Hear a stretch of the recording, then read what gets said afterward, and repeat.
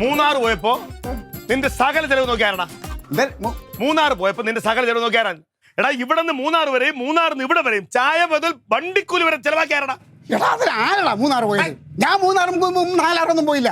ഞാൻ മലയാറ്റൂർ പോയി, നീ പുതുപ്പള്ളിയിലല്ലേ പോയത്. പിന്നെ എങ്ങനെ നമ്മൾ ഒരുമിച്ച് മൂന്നാർ പോണത്? ഇതൊന്നും പറഞ്ഞിട്ട് ചായപ്പൊടി വേണമെന്ന് പറഞ്ഞപ്പോ അതും കൂടി പഠിച്ചതുകൊണ്ടാണ് ഞാൻ. എന്നിട്ടാണ് നീ എവളടുത്ത് പറഞ്ഞത് എന്റെ സകല ചെലവ് നീയാണ് നോക്കിയത്? ഞാൻ എവളോട് ഒന്നും പറഞ്ഞില്ലല്ലോ. ഞാൻ മലയാറ്റൂർ പോയല്ലേ.